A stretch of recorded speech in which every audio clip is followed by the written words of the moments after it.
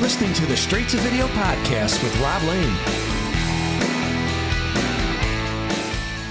All right, here we are with another Straight to Video podcast. How's things? Hope you're well, and as always, I appreciate you listening. Today, I welcome guitarist and songwriter for the bands Girlschool and Syteria, the wonderful Jackie Jax Chambers, to the show. Girlschool are one of this country's most loved rock bands. Their legendary relationship with Lemmy and the mighty Motorhead, along with over 40 years in the business, with Jackie on lead guitar for over 2 decades herself, has earned them a place in rock history for sure. Jackie shares some really cool stories of growing up in Leeds, a very eventful first concert experience, along with her first connections with her future bandmates in Girlschool once she moved to London in the 1990s. I had a blast chatting and hope you all enjoy listening in. Outside of the podcast, in the world of straight to video, things are coming together with the new 80s video shop, which will be opening soon in Alfreton, Derbyshire. Me and my buddy Chris are working hard behind the scenes to get everything ready to give you that full-on video shop experience. Sounds crazy just saying it out loud, but I can't wait for you to see it, and hopefully it'll bring back some memories for all of you. In the meantime, you can find it at 80s Video Shop on Twitter and Instagram. Plus, if you want even earlier access to this and the podcast, there is a Patreon page at patreon.com/STVpod, where over the next week I'll be sharing some photos of the shop. Plus, you get all the usual behind-the-scenes podcast access, exclusive merch, and a bonus movie podcast, all for a small monthly donation to help keep the show running. And big shout to Nix Crichton for joining the Patreon. Nix and I go way back to when I was doing Trash Pit and she had just started the Pure Rock website in the mid-2000s. So I'm super grateful to have her support this show. Lots of love, Nix. And before we get into my chat with Jackie Chambers, please show some support for Dead Skull Coffee. If you're a lover of great rock and roll ground or full bean coffee, Richie and Mark at Dead Skull are giving listeners to this show 15% off any order through their website, deadskullcoffee.co.uk, by simply adding the discount code STV on checkout. Alright, Jackie's band Syteria have a double A-sided single out now featuring the tracks It Hit Me and Pause for Peace, and will be appearing at festivals later this summer. All the info can be found at syteria.co.uk. And of course, Girlschool continues to tour all over the UK and Europe, with dates already stretching into 2023. And those can be found at girlschool.co.uk. But right now, please enjoy my straight-to-video chat with guitarist and songwriter Jackie Jax Chambers.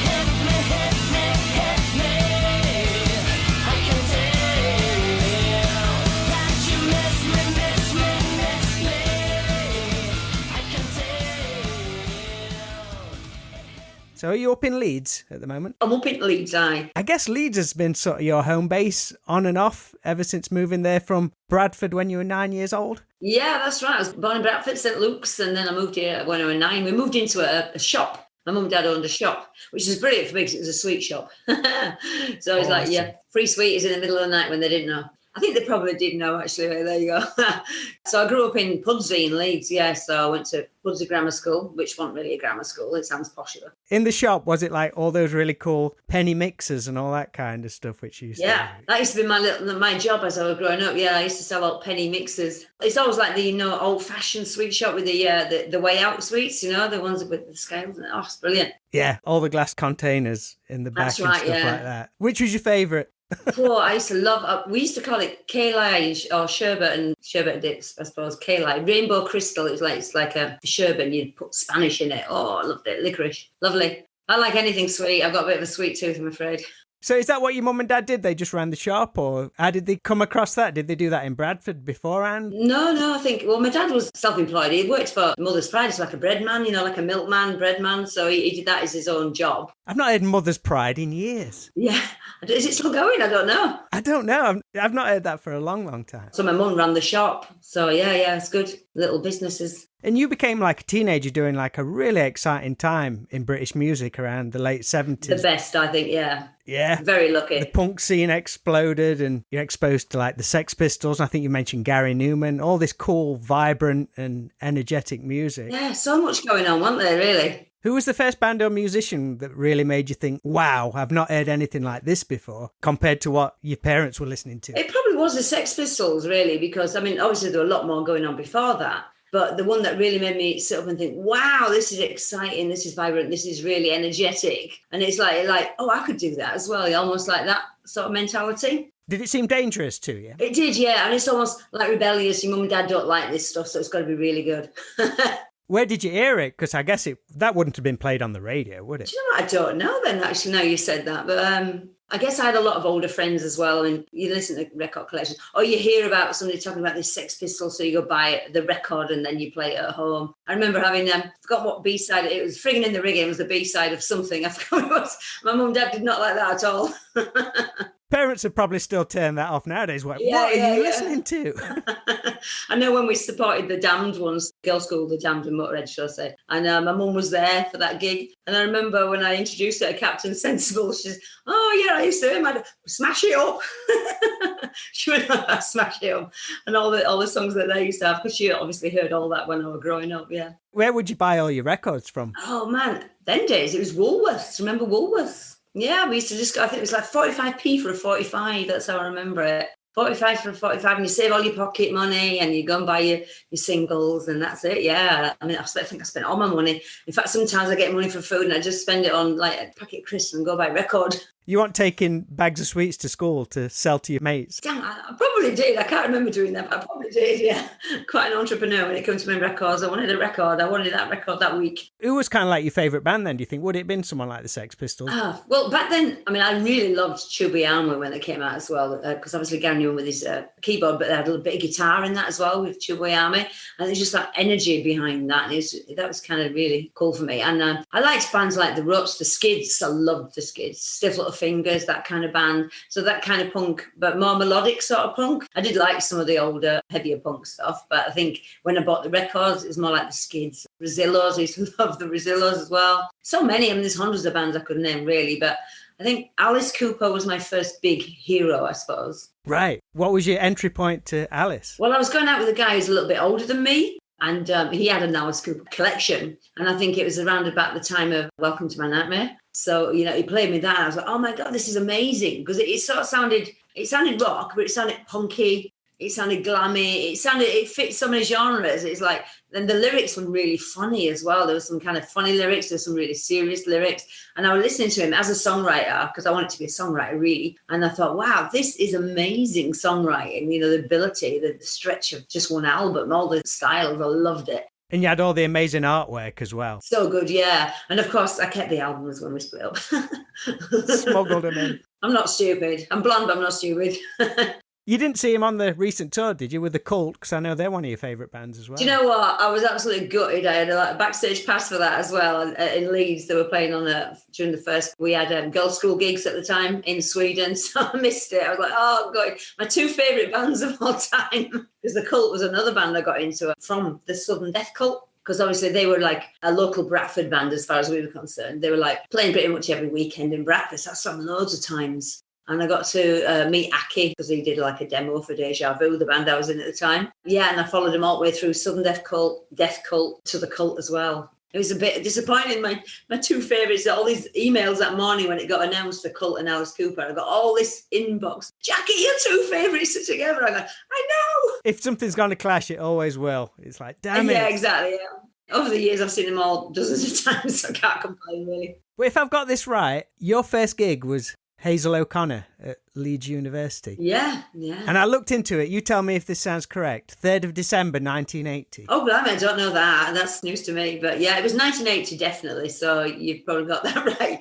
It was funny because I was 16 and my brother was only 14. And my mum and dad wouldn't let me go to gigs until I was 16. So I loved Hazel O'Connor. That's another person I really loved as I was growing up. Her music was that, again, it's exciting music. And it was the breaking glass era. So I wanted to go see Hazel O'Connor. So I wanted to go. My mum says, you can go, but you got to take your brother. I went, but he's only 14. I had to wait till I was 16. So I got stuck with my little brother who was littler than me. And of course, we got to this gig. And the first band on, the support band, was Duran Duran. So technically, I saw Duran Duran, the first band ever. And they were absolutely brilliant. They weren't known at all then. They hadn't even had Planet Earth come out.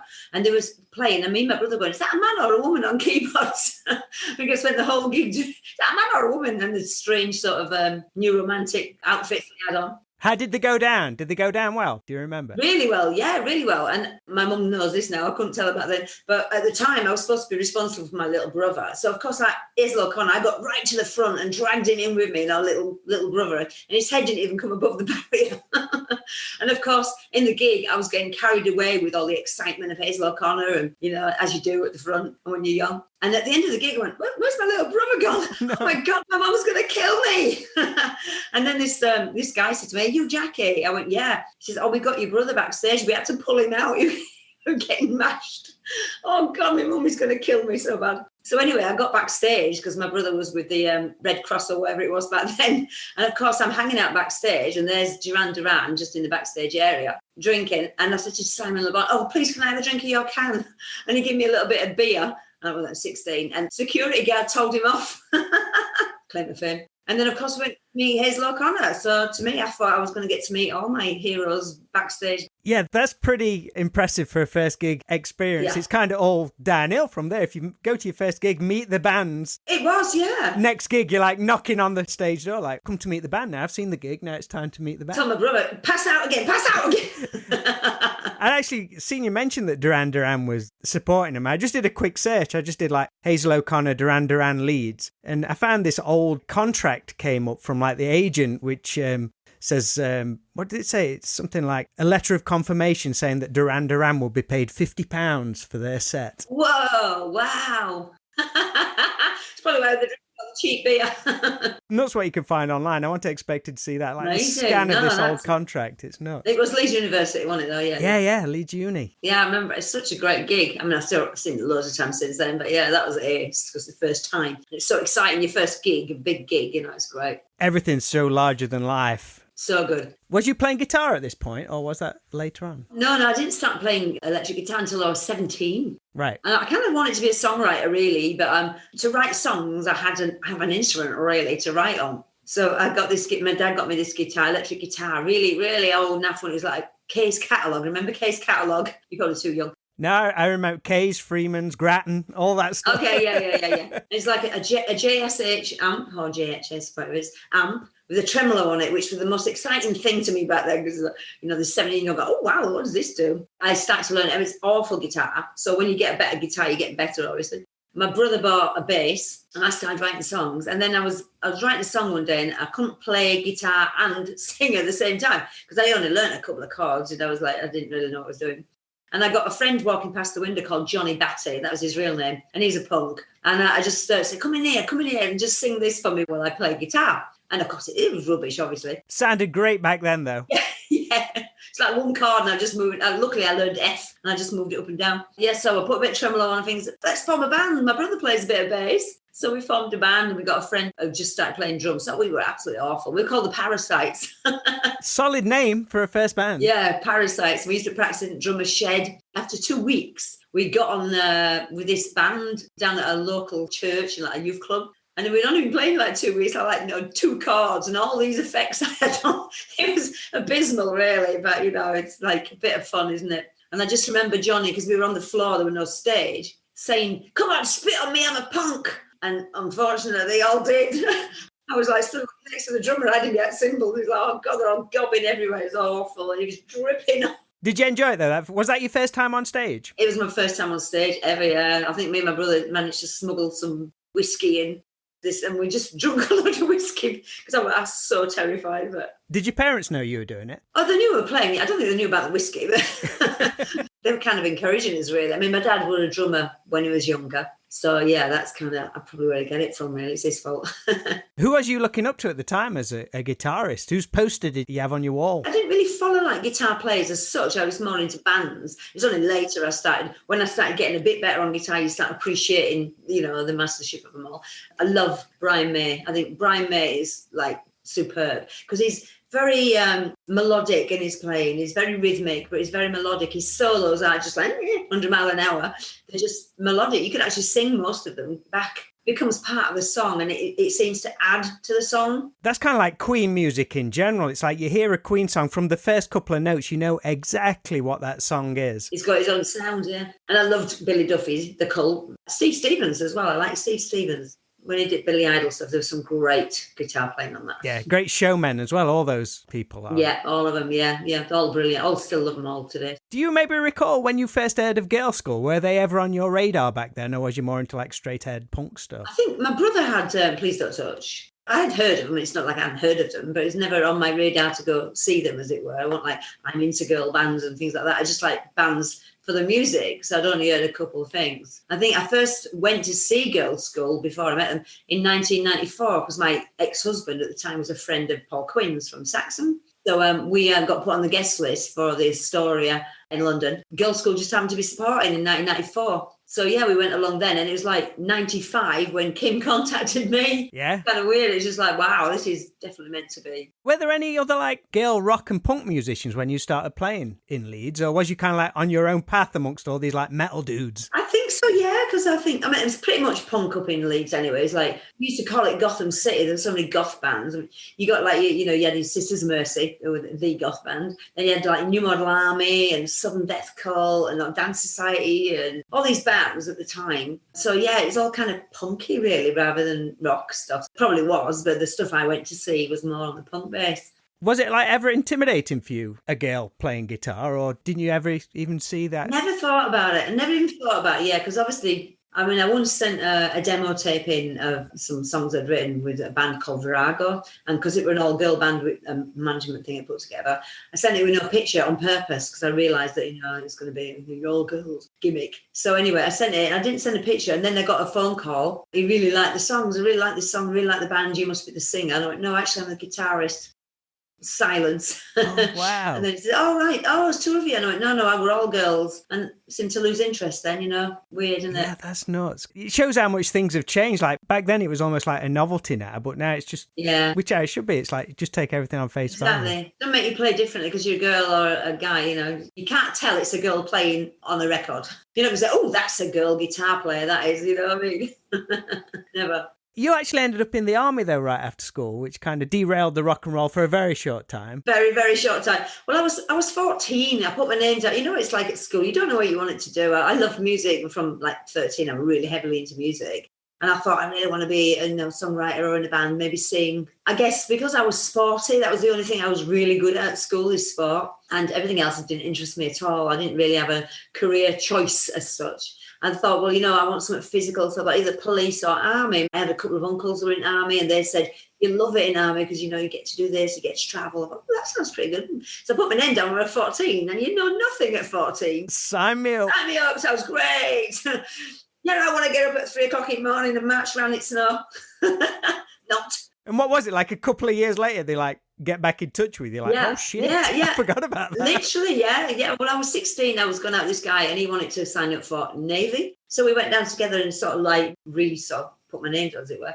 And of course, when I was 18, I'd forgotten all about it because obviously at 17, I'd formed the Parasites. And at 18, I got this letter through the door because there were waiting lists back then. It was like the sought after job, back in 82, that would have been 82. So it was a sought after job. So by the time I was like 18, I was a bit of punk rocker then, anti-establishment and all that.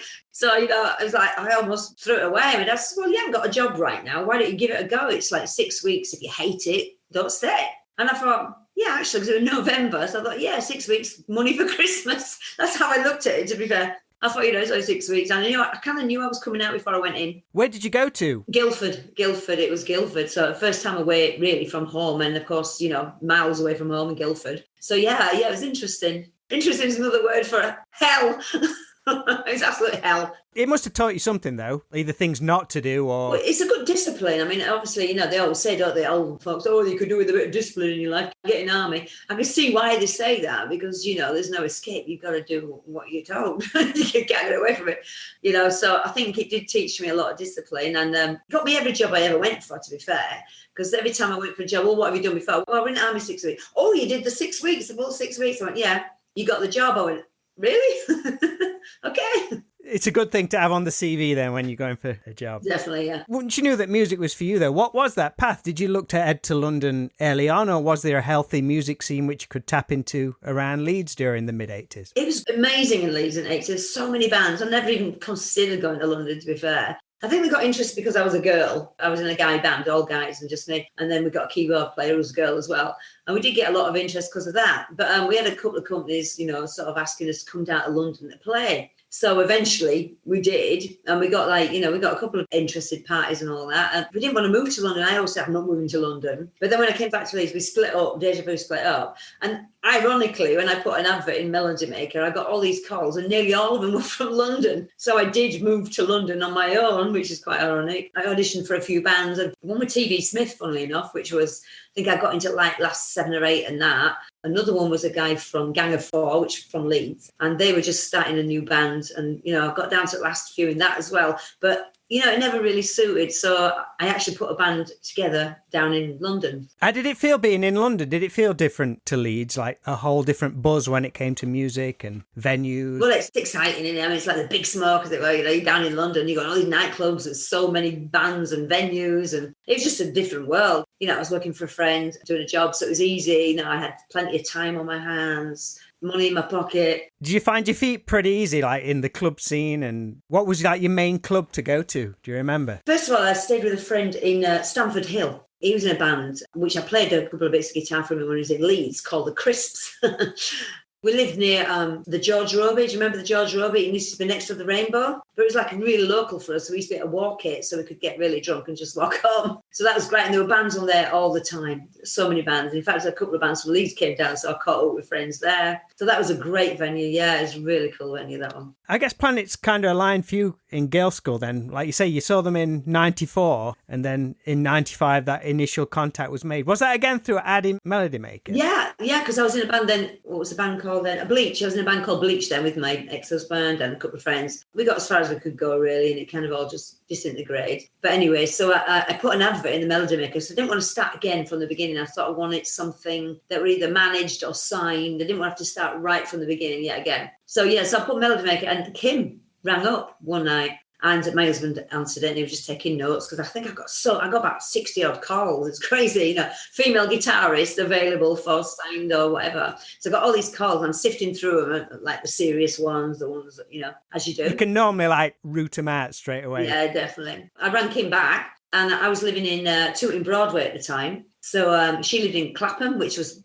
4, maybe 5 stops away. We got on really well on the phone. And her boyfriend was playing in a band called Dollface, and they were playing at the Camden Palace that night. So she says to me, do you want to come over and come and see my boyfriend's band? I went, yeah, all right then. So I said, we'll meet on Clapham Common tube station platform. So I said, I've got a long blonde hair and an Alice Cooper t-shirt on. I knew I'd have an Alice Cooper t-shirt on. And she says, I've got long black hair. You'll recognise me.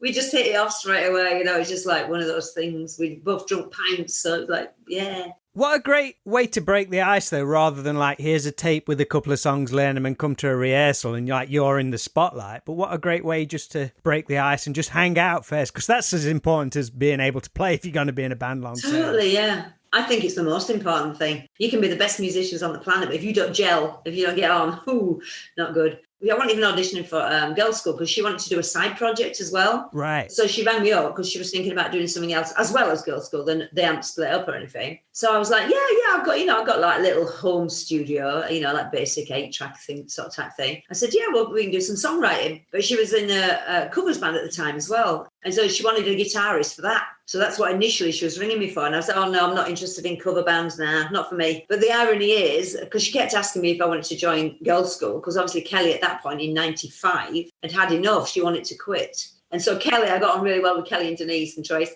And Kelly was saying, if I teach you how to play this, will you join so I can leave? And I was like, I've never played lead guitar ever in my life. How am I going to play what you're playing? I'm a punk rocker. I just get up there and just... Yeah, bar chords, woo, woo, woo. Put a fuzz box on this and see what happens, you know? It's like basic chords. I did a lot of riffs, and I was more like Nile Rodgers style in a way, because I played a lot of funky stuff. And the irony is, I thought, well, I'll have a go. They weren't doing much at the time. So I joined a covers band to up my playing. It was like an all-girls cover band called Venus. And I joined it, and they were doing like chic songs, a bit like, you know, like your basic rock stuff, your Free, All Right Now, the usual stuff you hear at cover bands. And that was a way for me to learn the basics, really, of lead. And Kelly was just showing me the lead guitar solos, and I was like, I can't do that. I've never played. And then Chris Bonacci, who was the other girl guitarist in Girlschool, in the middle of us, she lived literally 2 streets away from me in Tooting, literally 2 streets. So I used to just walk down there, and she showed me the guitar parts. So I just used to go home and practice. I mean, practice till my fingers were literally cut and bleeding, because I'd never bent strings before, you know. It's like, ow, this really hurts. Nobody told me this. So yeah, I just practiced and practiced. And then I think it was about 98. Kelly said, oh, I really want to leave. Can you not do it? I went, oh, okay. And it was like 99, I officially became part of the band. How was that for you then? Because you're almost like not relearning guitar, but like a whole new type of guitar. It was kind of natural because I liked that style anyway. I mean, Kelly's and my style was so similar. I think that's why I fit straight in a way, because we liked the same music. I mean, Kelly liked a lot of the things I was listening to. Like, she came around to my house once and she said, oh my God, I don't know anybody who's got that album. And it was like Bill Nelson, you know, Red Noise. One of my favourite albums, Red Noise. I was like, I love this album. I don't know anybody else who knows it. And it was brilliant. You know, she had Bebop Deluxe and stuff at home, but this Red Noise, it's like, wow. And we just clicked because there were so many records in our collection that weren't heavy metal per se, but, you know, there were a lot of rock stuff in there, but a lot of stuff what weren't as well. And we got on so well. And when I started playing, she goes, oh, you play like me. I went, oh, okay, this is cool. Yeah, just came together. The first gig, though, that was there were like 3 gigs booked in 1999. And one of them was Wacken, the big, massive festival, which I've done a few times since, but that was going to be the first gig. And I went, no, I'm not doing that as my first ever gig. Rabbit in headlights, no. So she did that. I said, well, I'll tell you what, even though I'm part of the band, if you do that as your last gig, then you can say farewell to it. And yeah, it's a nice bookend to it. In it, just, I mean, the best way to go out, a Wacken festival. And I said, I'll do the very next gig as, you know, my first gig, 2000 when we did our first gig. And then Enid Williams came back that year as well, 2000. It could have almost backfired on you, though. If Wacken was going to be her last gig, she might have been like, oh, this is amazing. I'm not going anywhere. This is true. Although I would have still, you know, she was like my best friend at the time. So it was like, you know, I would have been pleased for her as well. I would have just carried on and thinking, oh, I've learned some new guitar. Over 20 years later, Girlschool is still going strong for you. I mean, obviously, Girlschool's been, 40-something years? It's 44 years now. So we'll be celebrating the 45th next year. Wow. Kim's loving that. And obviously, over 20 years for you. 23 years. Blimey. You also have your other band, though, Syteria, which began in 2015. That's right, yeah. Is this the first project you've put together outside of Girlschool? Did the time just feel right, or was you finding there was a lot of downtime and you needed a new creative outlet? I love doing gigs. It's my favourite thing. I love writing, but I love doing gigs. Because obviously Kim and Denise have been together for full 45 years, and they didn't want to do as many gigs as me. And I was like, oh, come on, can we do another tour? Can we do some more gigs? And they were like, well, you should get another band just as well. So I joined a band called Blitzkrieg, the punk band. So I joined them. I was with them for like 7 years, and I was just doing gigs here, there and everywhere to fit in between Girlschool. And then when that came to an end, I just thought, oh, I've got to do more. And I didn't want to do covers. So I thought, I'll just put my own band together, because I've got hundreds of songs that are not necessarily right for Girlschool. It's always going to sound like me, but I wanted some like 4-part harmonies and something different. So I found Julia online. Then we got a bass player, then we got a drummer, and it just all fit together. And of course, Pablo, who is Julia's brother, amazing drummer, he came to help us out one weekend. And I thought, there's no way I can replace him. He's just brilliant. So I thought, you know, it doesn't have to be all girl. It just happened to be that way. And we carried on with Pablo, and he can sing too, which is great. So it gives it that bottom end. So it's not all really toppy girl vocals. Sounds great with him in it. Have you done any like shows together with Girlschool? Pulled double duty? Yeah, definitely. Yeah, I love that. I do it all the time. Greedy. It's mainly been festivals rather than shows. It's been festivals. But yeah, we've done, I don't know, 3 or 4 maybe like that now. I'd do them all. I'd do loads. But yeah, about 3 or 4 we've done. It's like I've always sort of said, well, look, at least have one band in between us or maybe 2. So it gives me a chance to get something to eat, drink, maybe change if I'm sweaty. You've not looked over your shoulder, seen the rest of Girls' School stood there, arms folded, judging you. Actually, the first gig they did that, they all went and stood in the audience right in front of me like this.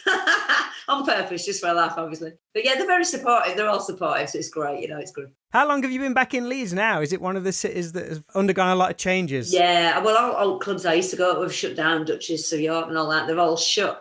There's a couple still open, but it's not the same scene as it used to be. But, there's a great place called the Brunel. How long has that been there? Because that's an amazing venue, which I've only kind of known about in the last maybe 5 years or something. I don't know how long, but I know it's our first gig for Syteria. That was 6 years ago.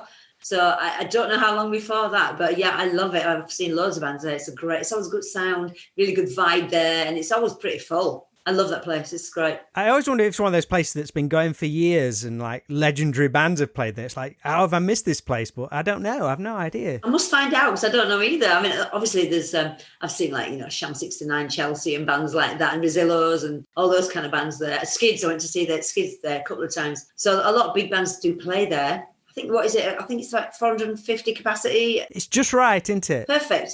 And it's a great sound, really, really good sound. And it's Leeds prices, man, Leeds prices, none of this £6 a pint. And is your parents' old shop still there? Do you know? No, that's long gone now. My mum still lives there, but she converted it back to a house. Oh, right. So she actually still lives the same place as the shop was? Yeah, in Pudsey, yeah. Same place. Have you got any old photos of the shop, or is it all up in your head what it used to look and smell and look like? My mum's probably got loads, but yeah, I can still remember it. I can still, even when I walk into the front room now, I can still visualise. Although it's really hard to imagine it as a shop when you see couches and TVs and things like that. But it doesn't look big enough. Yeah, I've got to say, it seemed like so much smaller than it used to be. Yeah. I suppose as a kid, it's like massive, isn't it? Because obviously all shelves have been taken down, the fittings for the sweetie jars and that. But, I mean, it's all other things other than sweets, but that's all I could see. That's the most important stuff. Yeah, cheese and fridge counter and ham and all that, all sorts in there, cigarettes and everything, but all I could see were the sweets. Jackie, thanks ever so much. Oh, no worries. You've got quite a few dates coming up for both Girlschool and Syteria. Yeah, I mean, I've just come back from Sweden. I'm going to Wales tomorrow to do a new single with Syteria. Then we've got a couple of gigs, festivals coming up. We're doing the Yorkshire Bike Show. We're doing the Rocking the Bowl. That's it, Rocking the Bowl. With Terrorvision as well, which is another one of my bands that I really love. Still at the top of the game. It's scary how good they are. They're so good live. Yeah, I love them live. Excellent. Well, I wish you all the best of luck with them. Thanks ever so much for chatting with us. No worries. Thank you. Take it easy. Lovely to meet you. Yeah, you too. Thanks, Rob.